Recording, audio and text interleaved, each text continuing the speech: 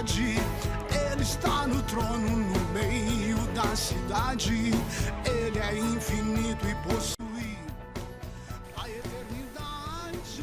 Tudo bem com você? Prazer estar contigo para nós iniciarmos hoje as reflexões do nosso livro 7 Semanas com Deus. Eu sou muito grato a Deus por este objetivo alcançado. Já fazem mais de ano que comecei a escrever este livro, a partir do dia que encontrei vários manuscritos de mensagens que recebi do Senhor e preguei por algumas centenas de igrejas em vários lugares, cidades e alguns estados da nossa federação, no nosso território brasileiro. E depois de guardá-las e esquecê-las, na verdade, um dia fazendo uma limpeza, uma organização em meus documentos, meus papéis, encontrei esses apontamentos e ali se originou este livro que se propõe a ser uma proposta de prática devocional, uma forma de oferecer a você, a mim, a nós que amamos ao Senhor, desejamos cada vez mais estar próximos a Ele, um despertamento espiritual, um meio de nós reunirmos a nossa família, a nossa igreja, os nossos amigos, enfim, conforme a decisão pessoal de cada um, em torno da palavra de Deus, debaixo dos auspícios da operação, da iluminação do seu Espírito Santo, que é o fiel intérprete das Escrituras. Este livro, como o próprio nome sugere, 7 Semanas com Deus, ele é dividido em 7 sessões, onde cada uma dessas sessões, por sua vez, são compostas de 7 reflexões ou estudos bíblicos. Nós temos nesses estudos centenas de princípios espirituais, e todos eles embasados nas Escrituras com diversas referências bíblicas anotadas, suportando, fundamentando cada um desses princípios apontados nos esquemas dessas 50 mensagens bíblicas. E cada uma destas sessões que compõem o livro, elas são formadas então por 7 estudos, e todos eles tratam sobre o relacionamento do cristão e o Pai, o relacionamento do cristão e o Filho, e o Espírito Santo, a igreja, né, os nossos irmãos de fé, o cristão, o discípulo ou o adorador e o altar, a sua vida de consagração, de comunhão e devoção com Deus, o cristão e a sua prática ministerial, as atividades que nós desenvolvemos para o Senhor na sua casa, na sua obra, e finalmente o triunfo do adorador. Afinal, que o Senhor, Deus, a quem adoramos e a quem buscamos em sua palavra e a quem nos dedicamos na sua obra, tem preparado para cada um de nós em Cristo Jesus. Muito bem, queridos, nós vamos então abrir hoje, na página de número 13, a primeira semana, a primeira sessão das 7 que compõem este livro, 7 Semanas com Deus, uma proposta de prática devocional. E nessa primeira sessão, nós vamos estudar a respeito do relacionamento do adorador e a primeira pessoa da Trindade Divina, o Pai. A tônica, a ênfase maior nesses 7 estudos dessa primeira semana, a ênfase temática é a glória e o amor de Deus, o Pai. E a doutrina que está intrínseca nesses apontamentos é a teontologia ou teologia própria, que é nada mais, nada menos que o estudo de Deus, do grego theos, de onde se deriva esse vocábulo teologia. Por que chamamos o estudo de Deus de teologia própria? Porque todas as doutrinas, todos os ensinamentos da Bíblia Sagrada são teologia. Então, quando nós estudamos objetivamente, focadamente a pessoa da divindade, aquele que se assenta sobre o trono, Criador dos céus e a terra, o nosso Deus Todo-Poderoso, então nós chamamos esse estudo de teologia própria, porque estamos estudando a teologia ou a doutrina, o ensinamento, enfim, sobre o próprio Senhor, a própria pessoa de Deus. Eu coloquei assim no conceito desta abertura a respeito da primeira semana sobre o adorador e o Pai. Adoramos ao Deus absoluto, magnífico e magnânimo, de majestosa voz, que se manifesta ativamente no meio do seu povo através dos séculos. Um Deus que, não obstante sua glória tão excelente e eterna, se compraz na interação com suas criaturas, assumindo com estas uma relação familiar e participando, assim como um pai amoroso, dos seus cotidianos, ajudando-as em suas fraquezas e conduzindo-as em amor à sala de seu trono. Olha que excelente. Bom, viramos a página então, e na página 14 está o primeiro estudo do nosso livro e também dessa primeira sessão sobre o relacionamento do adorador e o Pai. O nome do estudo é O Deus Absoluto, e eu usei como texto base, como texto de ouro, o versículo, a segunda parte do versículo 13 do capítulo 6 do Evangelho de Mateus, que é a doxologia, ou o canto de louvor com o qual Jesus encerra a sua oração modelo. Os discípulos pediram para ele que nos ensinasse a orar. E então ele nos ofereceu como modelo a oração que temos conhecido como Pai Nosso, ou oração dominical. Dominical porque se deriva da palavra domini, que em sua raiz original significa do Senhor. E Jesus conclui essa oração com essa assertiva maravilhosa a respeito do Pai, objeto da nossa oração, a quem nós levantamos e dirigimos a nossa voz quando oramos, porque teu é o reino, e o poder, e a glória para sempre. Amém. Olha, se ele tem um reino, se ele tem o poder e se ele tem a glória, ele tem tudo. Logo, ele é o Deus absoluto. Muito bem, na introdução do nosso estudo diz assim, ao concluir a oração dominical, Jesus demonstra a necessidade de nós contemplarmos o Senhor Deus, objeto de nossa súplica, com a dignidade devida, ressaltando os aspectos de sua grandeza e majestade. Primeiro ponto a ser abordado, de acordo com o texto em voga, que temos lido em Mateus 6. Deus é rei. Por que Deus é rei? Porque ele está no trono. O profeta Ezequiel viu o Senhor no seu trono e o arco-íris, ou um arco semelhante ao arco-íris, enfim, sobre a sua cabeça, seres viventes, querubins, serafins e anjos em fogo ao redor do trono. Visão esta que foi compartilhada com João lá na ilha de Patmos, quando da revelação maravilhosa do Apocalipse, e João deixou registrado para nós o capítulo 4 e 5, o trono de Deus e o Deus do trono. Uma visão maravilhosa e poderosa. Deus é rei porque ele está no trono, mas também porque, no 1.2, ele possui majestade. Majestade é a grandeza que é própria dos reis. Só tem majestade quem é rei. Observe o que diz Jó, capítulo 37, versículo 22.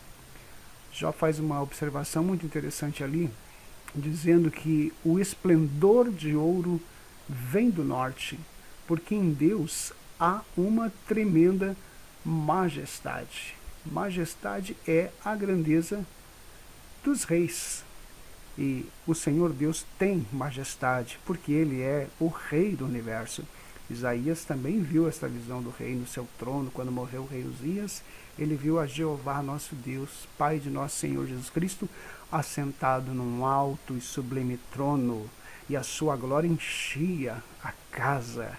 Ele viu apenas a orla, a bainha, a barra do vestido de Deus, que assim quis ali se apresentar, não é?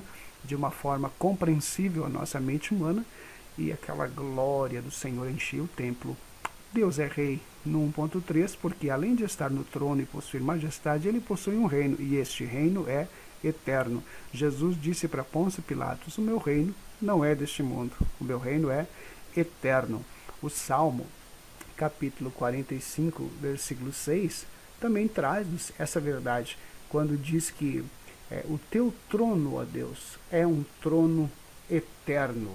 Louvado seja o nome de Jesus. E Apocalipse capítulo 11, versículo 15, traz-nos a realidade de que o anjo tocou a sua sétima trombeta e ouviu-se vozes nos céus que diziam, os reinos do mundo vieram a ser do Senhor e do seu Cristo, e ele reinará para todo o sempre. Louvado e engrandecido seja o nome maravilhoso de Jesus. Agora, veja bem, nosso Deus, ele é o Deus absoluto porque ele possui o rei, ou ele é rei, digo, e na condição de rei ele possui um reino, mas afinal, quais são os elementos que compõem o reino do Senhor? Ali no tópico de número 2, nós temos 5 elementos que compõem o reino. Todo reino precisa desses 5 elementos para se estabelecer de fato como um reino. Ninguém pode fundar, estabelecer e manter um reino se não tiver primeiramente um povo. A Bíblia diz que nós somos o povo do reino do Senhor. Nós somos o sacerdócio real, a nação santa, o povo escolhido. Em 2 Crônicas, capítulo 7, versículo 14, quando Salomão ora, o Senhor responde e disse: este povo que se chama pelo meu nome, se o meu povo, nós somos o povo do reino do Senhor. O território deste reino não é Israel, ainda que Jerusalém seja tão importante no cenário histórico bíblico, e ali Jesus tenha sido morto e ressuscitado, e no território de Israel como um todo, Jesus nasceu em Belém, embora seja ele o Senhor judeu por nascença, por natureza humana, o território do reino do Senhor é o céu, é o universo como um todo, mas a sua base é o céu. A Bíblia diz em Filipenses 3:20 que a nossa cidade está nos céus, de onde também aguardamos nosso Senhor Jesus Cristo Salvador, que virá para nos buscar e nos levar para lá, como ele mesmo prometeu, dizendo que na casa de seu pai existem muitas moradas. Apocalipse 22 traz uma descrição mais completa e efetiva acerca do território, da base, sede universal, digamos assim, do reino do Senhor. E no tópico 2.3, vemos que um reino, para ser reino, ele também precisa de uma bandeira.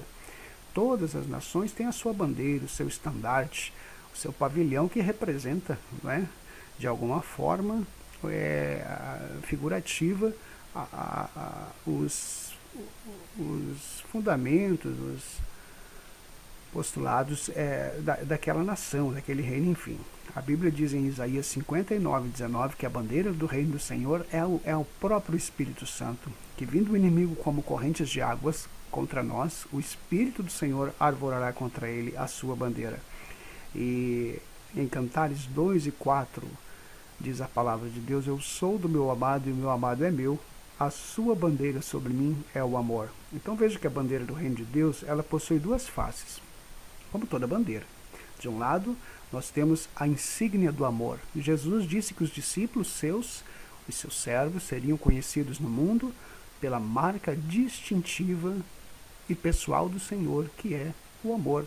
Nisto conhecerão que sois meus discípulos, se vos amardes uns aos outros.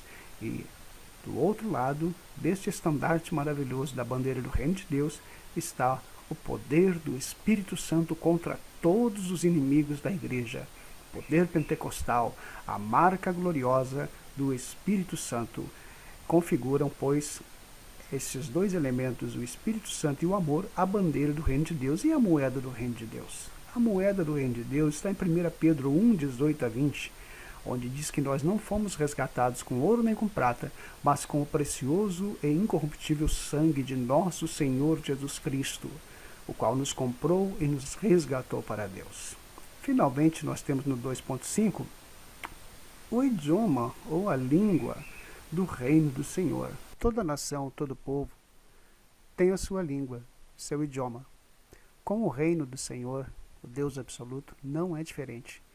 A Bíblia fala no livro de Atos, capítulo 2 e versículo 4, acerca dos membros deste reino, dos súditos, dos servos do Senhor. E todos foram cheios do Espírito Santo e começaram a falar noutras línguas, conforme o Espírito Santo lhes concedia que falassem. O apóstolo Paulo também concorda com essa verdade quando escreve aos Coríntios e os doutrina acerca dessa prática maravilhosa de como administrar esse dom recebido, o dom de novas línguas. Em 1 Coríntios, capítulo 14, a partir do versículo 2 em diante, ele advoga que o que fala em língua desconhecida ou língua estranha, ele não fala aos homens, mas ele fala a Deus. porque ninguém o entende, e com Deus em espírito ele fala em mistérios. Olha que coisa interessante. E não somente isso, mas quando fala em línguas, ele, em língua estranha, edifica-se a si mesmo. A língua estranha é um recurso que o Senhor Deus disponibiliza para nós crescermos espiritualmente na nossa comunicação. Estabelece entre nós e o Senhor um elo codificado pelo Espírito Santo, que nós muitas vezes não entendemos o que estamos falando, na maioria das vezes, tampouco aqueles que nos cercam, mas o Senhor Deus, ele conhece o nosso coração. Lá em Romanos 8, diz que o Espírito Santo, ele intercede por nós com gemidos inexprimíveis. E a ideia que o texto original nos fornece neste versículo específico, a respeito desse relacionamento espiritual, de comunicação espiritual em línguas com Deus, é que o Senhor Deus coloca o seu coração e sente o nosso coração através deste relacionamento espiritual em novas línguas, e faz com que o nosso coração, o coração doente que está sendo renovado, que está falando em línguas, sinta também o coração de Deus. E é por isso que é tão gostoso o fluir do Espírito Santo através da linguagem do reino, as línguas estranhas, ou novas línguas, ou línguas dos anjos, que o Espírito Santo confere e concede que fale aquele que é membro deste reino, aos servos, repito, aos súditos do Senhor nosso Deus. Olha que interessante, Deus é o rei, e é o Deus absoluto, porque ele tem um reino, e porque ele, além de ter um reino, ele também tem todo o poder. Ele não é apenas o rei dos reis, o rei do universo, mas também ele tem todo o poder no céu e na terra. O poder de Deus é ilimitado. No Salmo 62, versículo de número 11, Davi fala a respeito do poder de Deus, dizendo que Deus falou uma vez, mas 2 vezes eu ouvi isto, que o poder pertence a Deus. Deus apenas não tem o poder, como tem todo o poder. No Salmo 135, versículo 5, o mesmo Davi, novamente falando a respeito do poder de Deus, diz que tinha consciência que o Senhor é grande e que o nosso Deus está acima de todos os deuses. Jesus, quando ressuscitou e apresentou-se vivo aos discípulos no intervalo de 40 dias com inúmeras provas e testemunhas, ele falou para eles: é-me dado todo o poder nos céus e na terra. Não apenas um pouco ou uma parte do poder, mas todo o poder foi dado a nosso Senhor Jesus Cristo. E Jó também concorda com isso quando testemunha: eu sei que tudo podes, ou seja, tu tens todo o poder, e que nenhum dos teus propósitos pode ser impedido. Isaías também fecha com esta consciência de Jó quando advoga, Deus falando através de seus lábios proféticos: o meu conselho será firme e farei toda a minha vontade. Veja, irmão, que diferença entre nós e Deus. Nós temos o querer, mas não temos o poder. Muitas coisas queremos, mas não as conseguimos, não as podemos. Mas o Senhor difere-se totalmente de suas criaturas na condição de Criador e de Deus Todo-Poderoso e Absoluto, dizendo que o seu conselho será firme e ele fará toda a sua vontade. Nada pode impedir os desígnios de Deus. Por isso é que ele anuncia o fim desde o princípio, porque ele pode anunciar um fim, ele pode anunciar um objetivo, ele pode anunciar um propósito eterno designado em seu supremo e eterno conselho, sem qualquer receio de que haja objeção, impedimento para que se execute o seu propósito, porque ele tem todo o poder nos céus e na terra.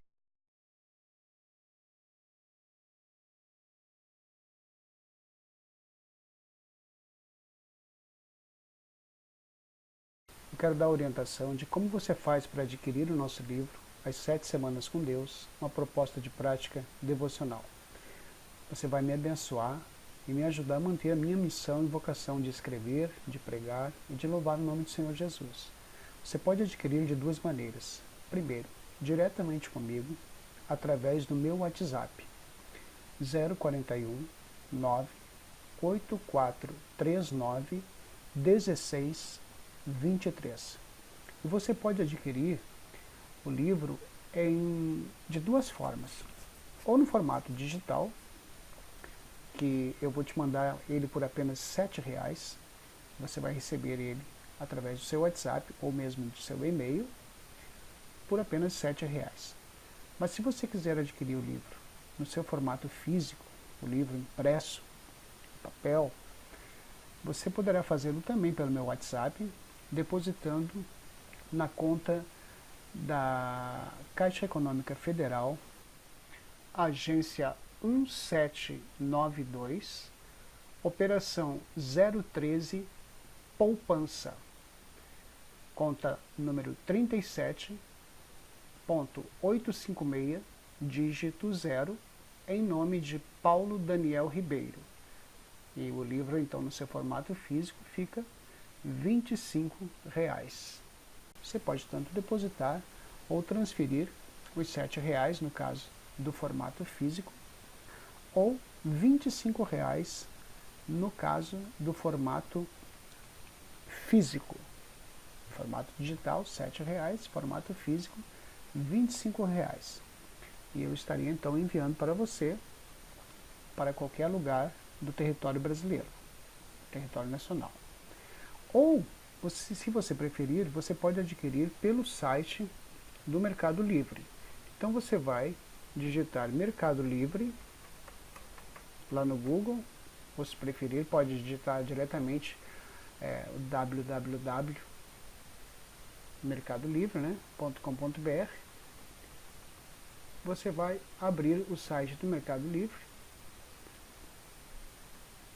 e vai digitar na lupa, ali na pesquisa, os produtos disponíveis no site do Mercado Livre.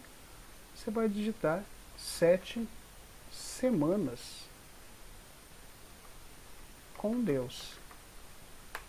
Vai dar o Enter, ou o Entra, e já vai aparecer ali, na parte superior das mercadorias disponíveis, o meu livro 7 Semanas com Deus. Você vai clicar, então ele vai estar disponível no Mercado Livre por R$29, mais o valor do correio, que varia dependendo da sua região, estado, a cidade onde você está situado.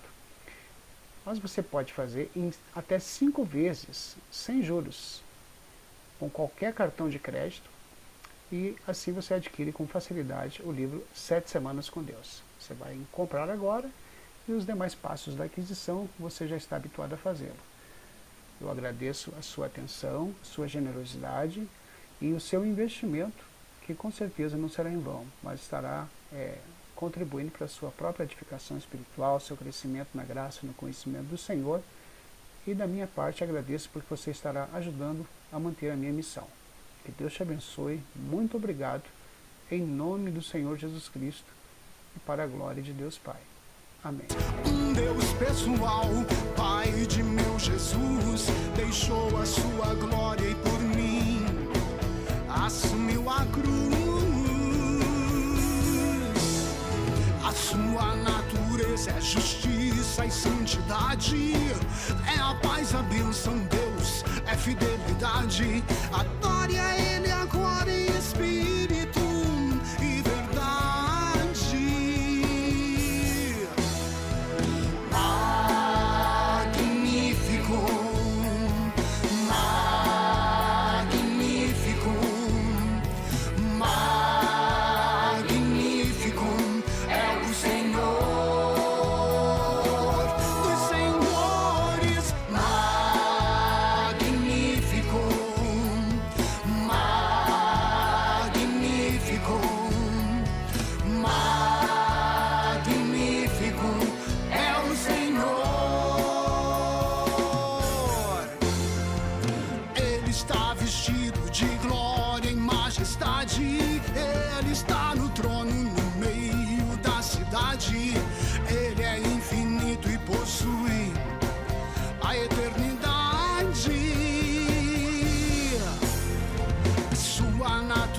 é justiça e santidade, é a paz, a bênção, Deus, é fidelidade. Adore a Ele agora em espírito e verdade.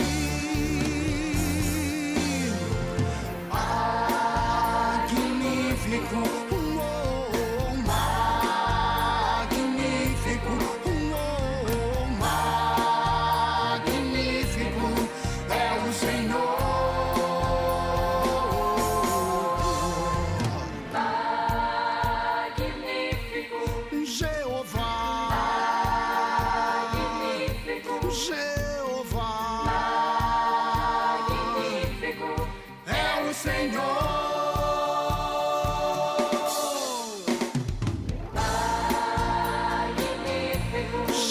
Jesus Cristo, Jesus Cristo é o Senhor dos senhores, Santo Espírito, Santo Espírito é o Senhor. Senhor.